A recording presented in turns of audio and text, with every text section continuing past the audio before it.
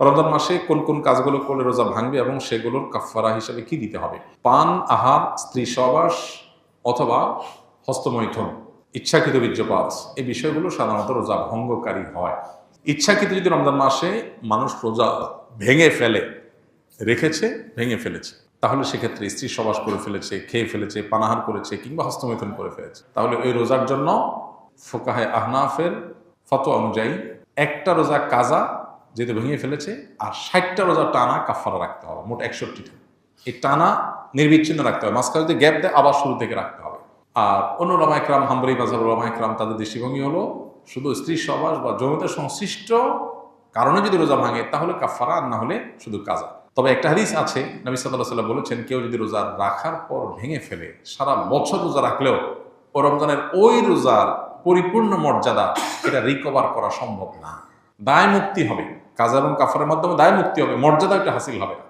রোজা মানেই তো নিয়ন্ত্রণ। গোটা পৃথিবীতে যত অন্যায় হয়, এই অন্যায়গুলো মৌলিকভাবে যে কয়েকটা কারণে হয়, তার ভিতরে দুটি কারণ হলো মেইন।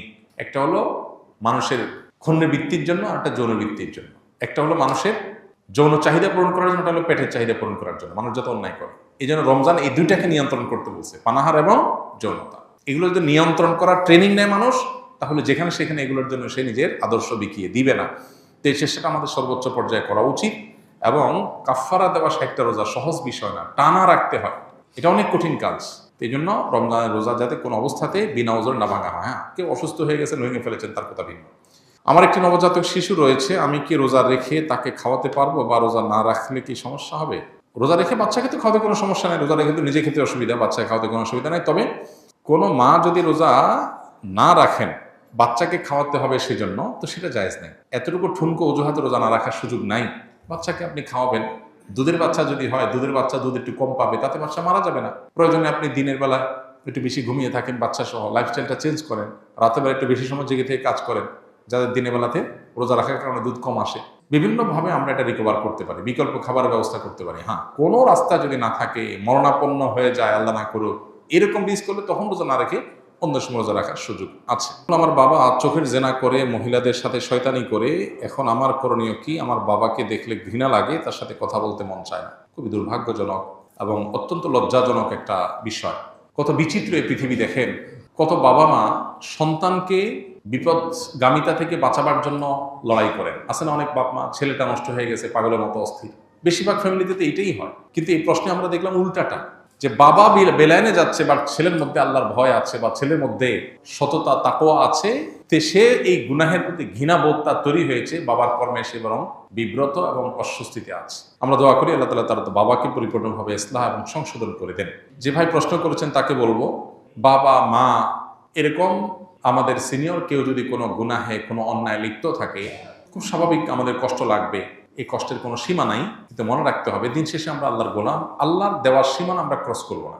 বাবা যদি অন্যায় করে, বাবাকে আমি বোঝাবার মতো হলে আমি বোঝাবো, আর যদি এ অন্যায় নিয়ে আমি বোঝাবার মতো না হয়, তাহলে অন্য কাউকে দিয়ে বোঝাবো। মাকে বললাম, অন্য কাউকে বললাম।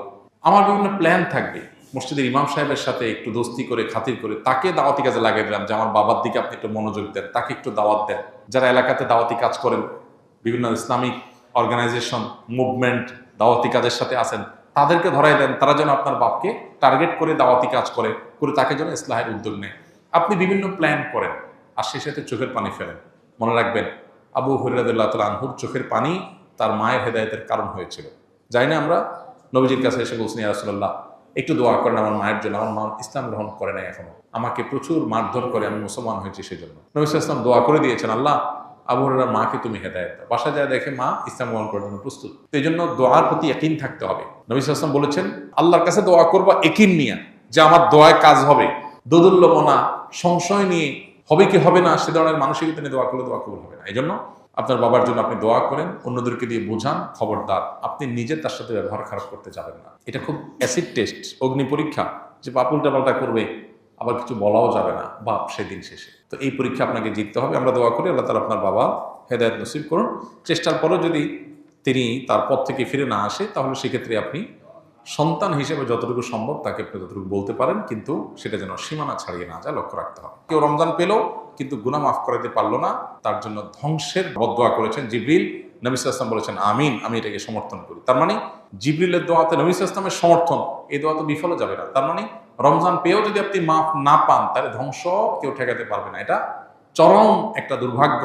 এই জন্য রমজান মাসে যে কোনো মূল্যে আল্লাহর কাছ থেকে মাগফিরাত পাওয়ার চেষ্টাটা সেরকম আল্লাহর কাছে প্রত্যাশা রাখার মতো করে ইবাদতবন্দি করা দরকার এবং মাগফিরাত কামনা করা দরকার।